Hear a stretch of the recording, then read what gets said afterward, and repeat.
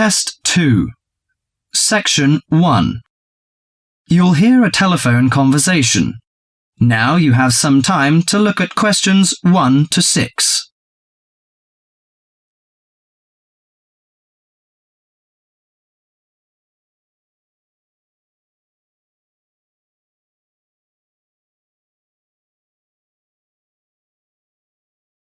Listen to the conversation and answer questions 1 to 6.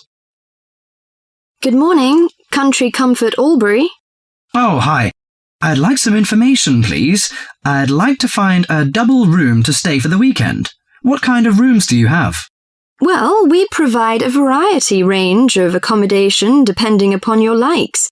The guest house room costs $45 per night.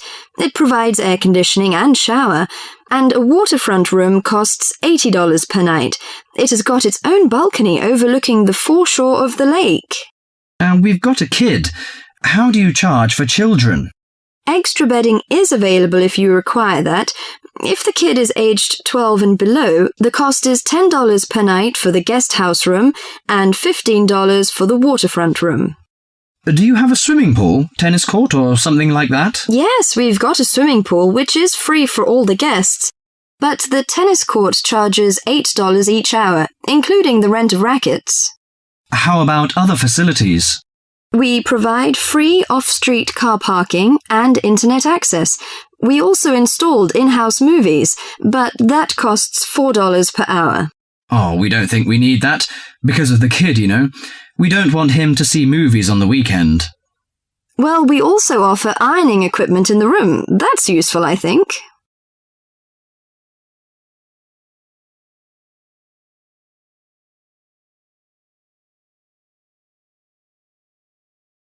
Before listening to the rest of the conversation, you have some time to go through the questions 7 to 10.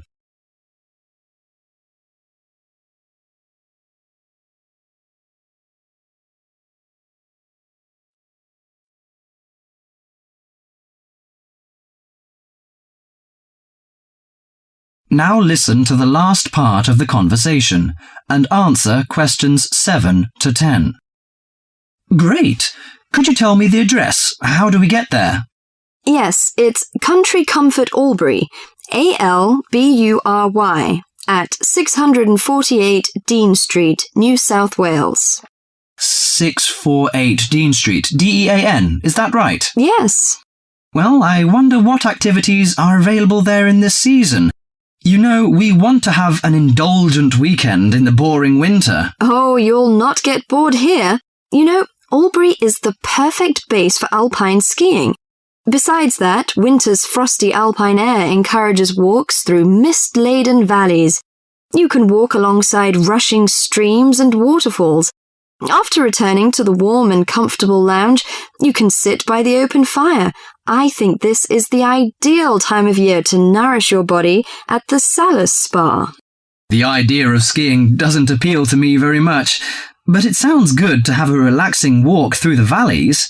Maybe after that, I'll have a massage and some soaking in the spa. And you know, this hotel is perfectly located in a quiet position off the main highway in central Albury.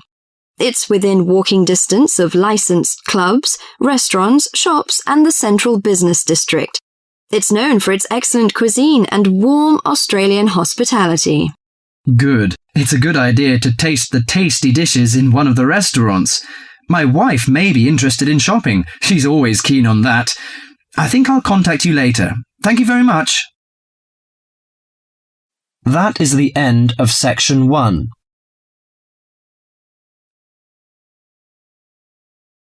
You now have half a minute to check your answers.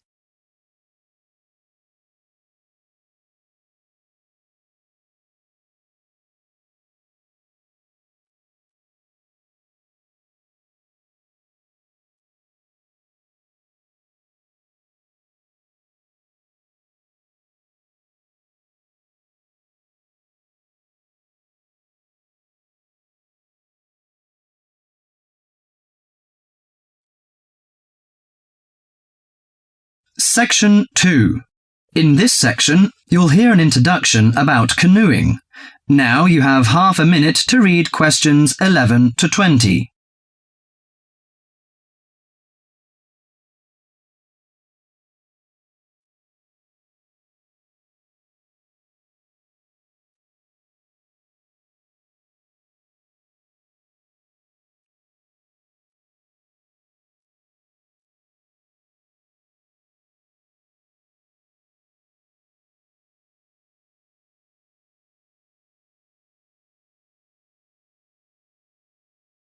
Listen to the tape carefully and answer questions 11 to 20. Have you imagined paddling around on a river in a small boat? Canoes, which are narrow boats and usually hold 1 or 2 people at the most, are particularly well known for being unstable and turning over in the water. But more and more people enjoy this dangerous sport. Today, Cynthia Bocci, an adult education teacher and an addict of canoeing as well, will share her experience of canoeing with us. Cynthia, when did you begin this sport? Well, I started it 6 or 7 years ago, and soon I got attracted by the exercise. I have to admit that it brings me great fun. It's become part of my life. So, could you describe how you do it? At first, I think you need some like-minded friends. The friends who share the same interest with you. It's no fun at all if you canoe alone. Usually, we assemble in a parking shelter near the Island Lake Recreation Area. We pull our canoes from inside the vans, lift them from atop the cars and trucks, and attach wheels to help transport them to the shores of the lake beside the boat dock. What equipment do you need for the sport? Well, first and foremost, a canoe, of course. The price ranges from £300 to £700, depending on the material they're made from. The more you can pay, the better, really. Personally, I wouldn't look at anything under £500, but that obviously depends on your budget. You also need a hard helmet to protect yourself against rocks when you fall out of the canoe, and believe me, that is very likely to happen. Because of this, it's a must for a beginner to wear a wetsuit. Oh, bathing suits don't work really. Sometimes a life jacket is a necessity in case you fall into water and no one else is nearby. Maybe many can't understand your passion for the dangerous sport. Do you think it's all worth it? Absolutely. I just love it. It's exciting, exhilarating, yet it's peaceful and it's calm. You can work as hard as you want to, or you can take it easy. In addition to having fun, canoeing offers a workout without realizing you're working out. Besides being a great exercise, which is good to heart and lungs, you gain strength and mobility. You build strength not only by paddling, but also from lifting and carrying your canoes. You can also exercise your mobility. Frankly, I never had upper body strength until I started canoeing. Now I can pick my canoe up and carry it on my shoulder with no problem. However, it's not just a workout of the upper body, but also a total body workout. If you're doing it correctly, it's a great calorie burner. And more important to me, paddling isn't strictly about exercise. It's as much about the peace and relaxation that comes from being out on the water. I saw it described on a brochure as liquid medicine for the soul, and that is so accurate.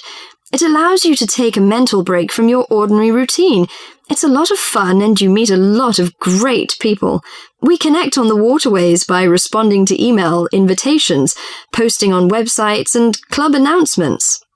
Also, it's a great way to get an up-close view of nature. You can sneak up on wildlife.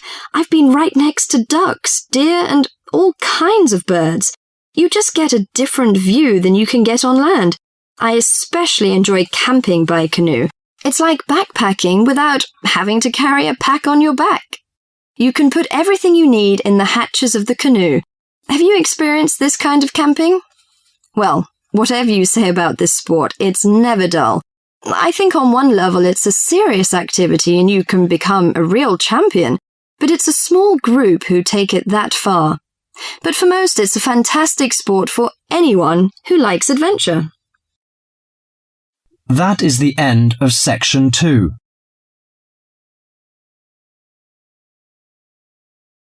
You now have half a minute to check your answers.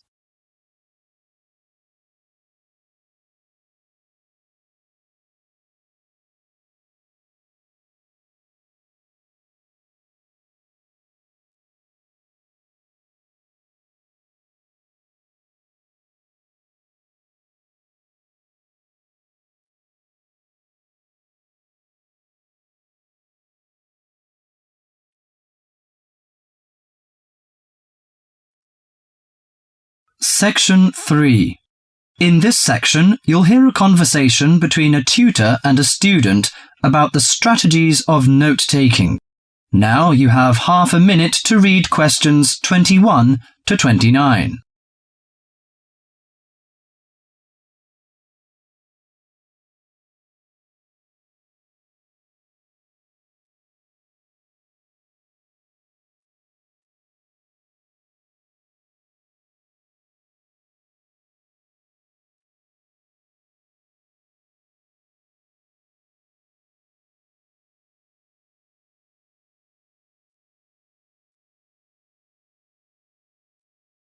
Listen to the tape carefully and answer questions 21 to 29.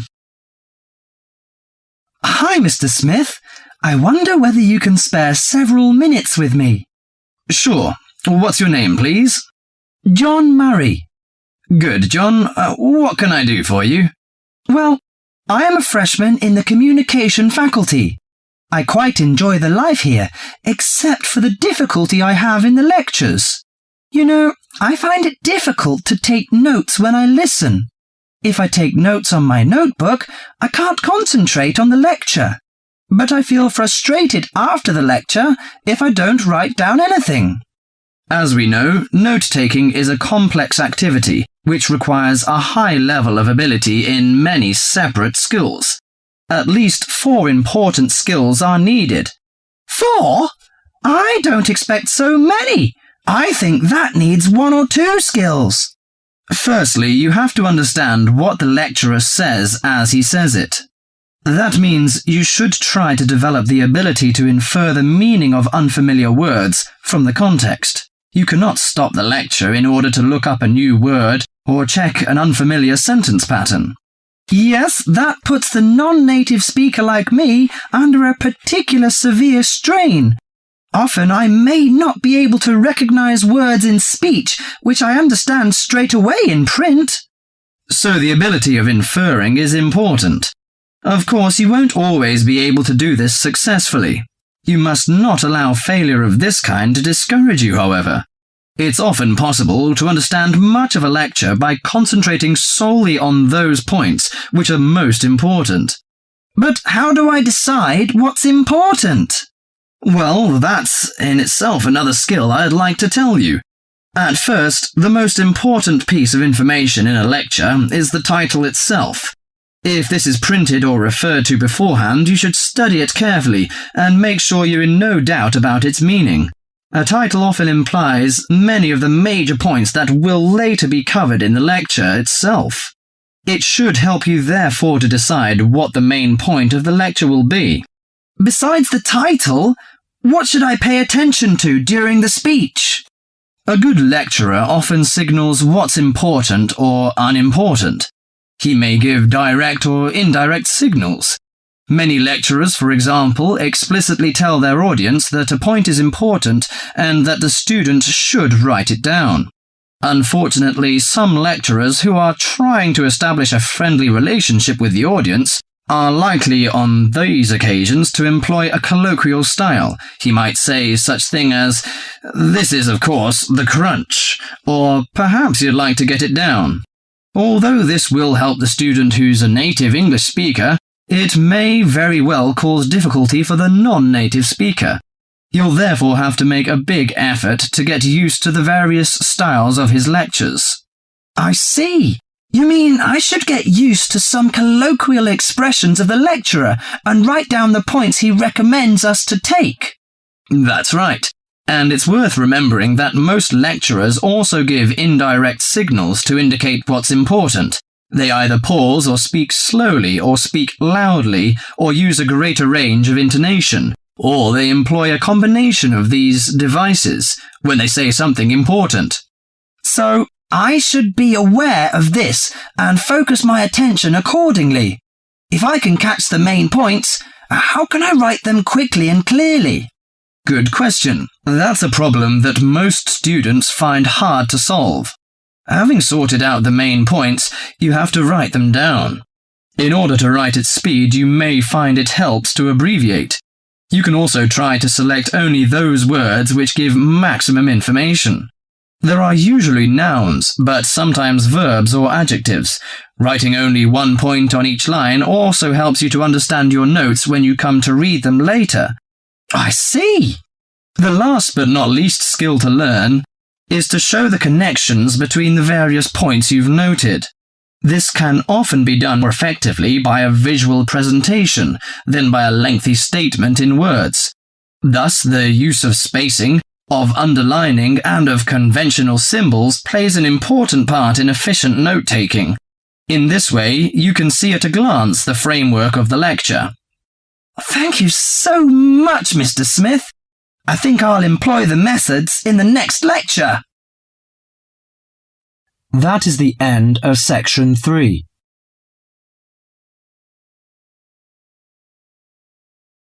You now have half a minute to check your answers.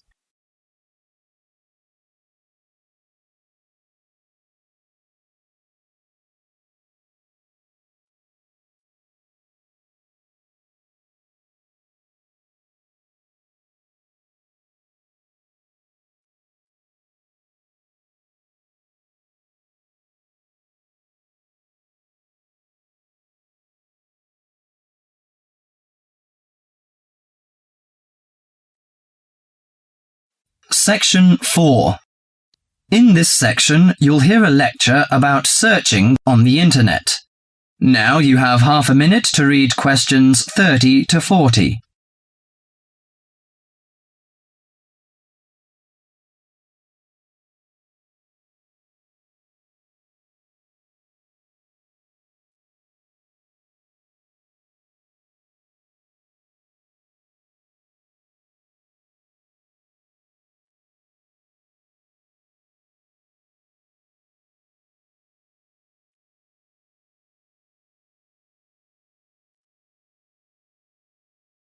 Listen to the tape carefully and answer questions 11 to 20.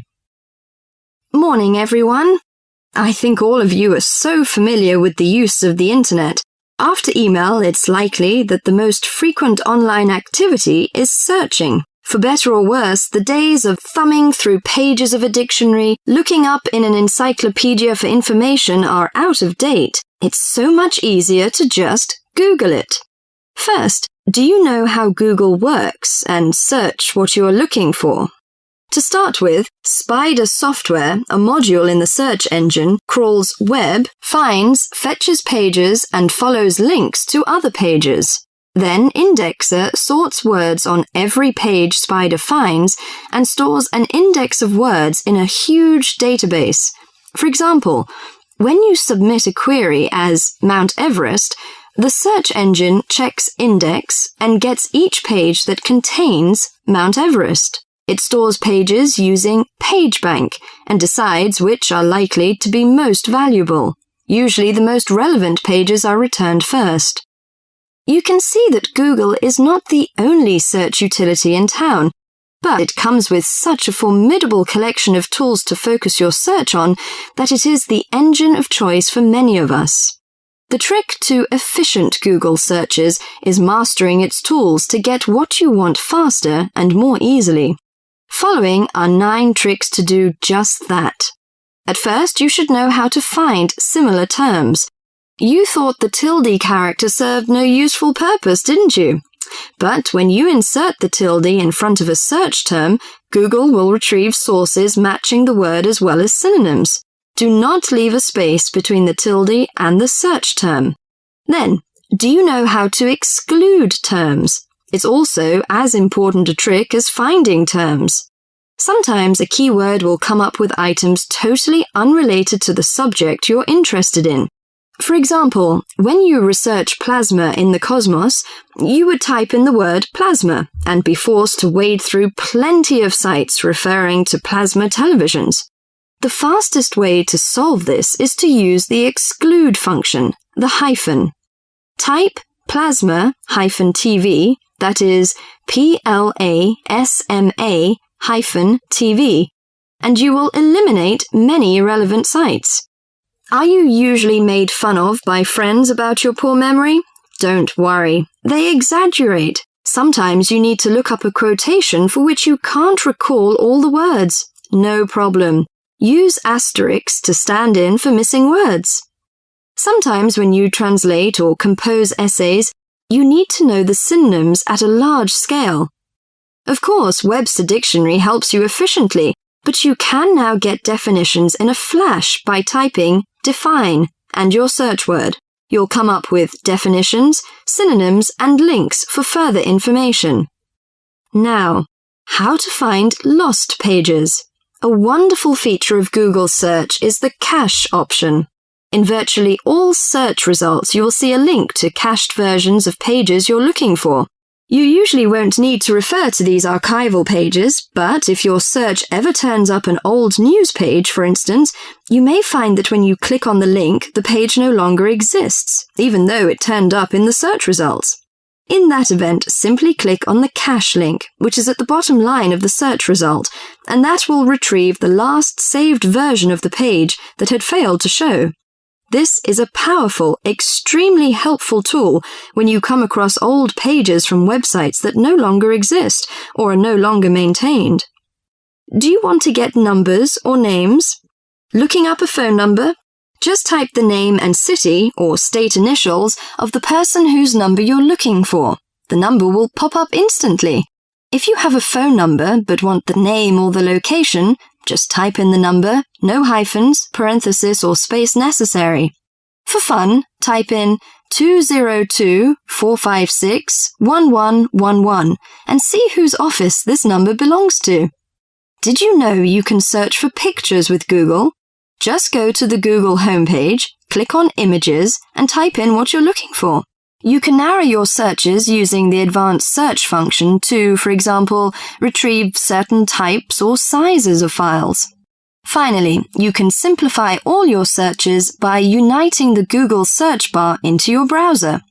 Go to google.com, click More, scroll down the page to Google Tools, then click on Toolbar and follow directions from there. And of course, some of these tools will work with other search engines too. Experiment and see which ones work best for you. You'll find a wonderful world, I'm sure. That is the end of section 4.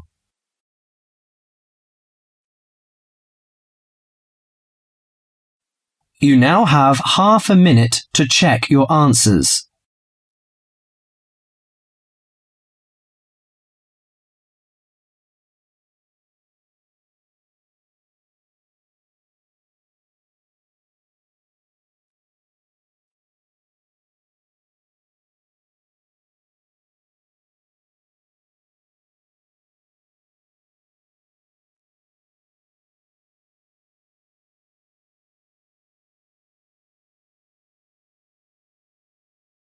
That is the end of the listening test.